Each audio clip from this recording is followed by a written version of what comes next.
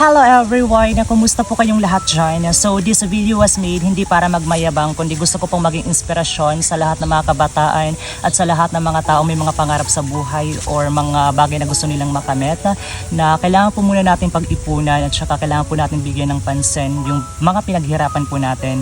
So ngayon guys, meron po kasi talaga akong gustong bilhin which is yung motor na pinaka-importante po talaga sa amin sa pang-araw-araw kasi medyo malayo po yung bayan dito sa amin. Kaya narapatin po lamang na makapag-invest po tayo.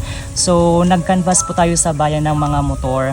So yung pangarap kong motor is Honda which is nagkakahalaga siya ng 75,000 pesos. Ito po yung pula. So pinag-ipunan ko po talaga siya. Alam ng Diyos yung sakripisyo, yung puyat, pagod na inilaan ko para makamit natin yung bagay po na ito. So ito na po yung bunga ng ating pagsisikap. So 1, 2, 3, 4, 5, 6, 7, 8, 9 10, 11, 12, 13, 14, 15, 16, 17, 18, 19, 20, 21, 22, 23, 24, 25, 26, 27, 28, 29, 30, 31, 32, 33, 34, 35, 36, 37, 38, 39, 40, 41, 42, 43, 44, 45, 46, 47, 48, 49, 50, 51, 52, 53, 54, 55, 56, 57, 59, 60, 61, 62, 63, 64, 65, 66, 67, 68, 69, 70, 71, 72, 73, 74, 75,000 pesos guys. After kong makapag-ipon is meron din po akong tinatawag na 1-month rule. So pinapalipas ko yung mga bagay ng isang buwan para mag-isip at saka mag-desisyon. Baka kasi nadadala lang ako sa aking bugso ng damdamin sa bagay na yan, di ba? So ngayon guys, 1 month and 15 days nang nakalipas bago ko na pag-ipunan ng buo yung pera na ito. So naisip ko guys na importante po talaga sa akin yung makabili ako ng motor. Pero mas importante sa akin yung family ko. Oo, pangarap ko ito pero mas malaki yung pangarap ko sa family ko. Kaya yung bibilihin ko ngayon guys is yung pinakamura na lang po muna, yung 45,000. Tapos yung natitirang 30,000 pesos guys is pandagdag po natin siya sa savings po natin. So after 5 years, yung 30,000 I believe na malaki yung tutubuin nun at saka yung dividend nun is magmumultiply po talaga siya after 5 years. Kaya much better na mag-save po muna tayo. Napakalaking bagay po sa akin yung mga blessings na ipinagkaloob sa akin ng Panginoon at saka talagang pahahalagahan ko po talaga lahat ng bagay na meron ako. Kasi alam ng Diyos kung gaano kahirap yung pinagdaanan natin bago natin nakuha yung mga bagay po na ito.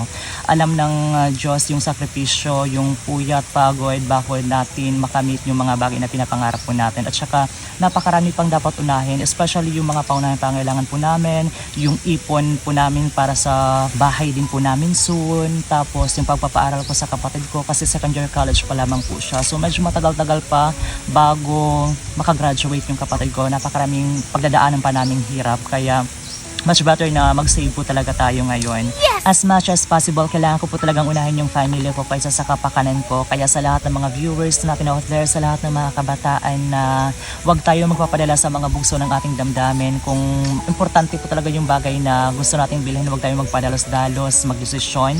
Isipin natin yung future, kung ano yung kalalabasan ng mga desisyon natin sa buhay. Kaya sa lahat ng mga viewers po natin out there, thank you for all the love and support.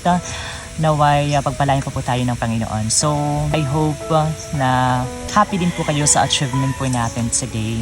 Pahalagahan ko po talaga lahat ng blessings na binibigay po sa atin ng Panginoon kasi hindi biro yung mga blessings na ibinibigay niyo po sa atin. Pagyayamanin po natin at saka palalaguin po natin ito ng nasa tama at may paninindigan at saka nasa Panginoon yung sentro natin sa buhay. Ito po talaga yung patunay na kapag may sipag at syaga, for sure na may nilaga po talaga. Kaya sa lahat ng mga kabataan out there na kapag meron tayong gustong makuha sa ating buhay, kapag meron tayong gustong bilhin, is kailangan po talaga natin siyang pag-ipunan muna para makaiwas na rin po tayo sa problema in the near future. Kasi mas maganda na bibilhin siya natin ng cash para mas nakaka-save po tayo, di ba? At saka yung tendency po kasi kapag mga hulugan is may chance na pwede tayong makapangutang sa ibang tao, which is very wrong po talaga. Ako kasi, kailangan ko po talaga kasing unahin yung family ko. Kaya, importante po sa akin din na magkaroon ng motor. Pero yung bibilhin po natin is yung pinakamura na lang po muna ngayon. Kasi, napakarami po yung dapat nating unahin. Yung mga pangunahing pangailangan po namin, yung pag-iipon sa bahay po namin.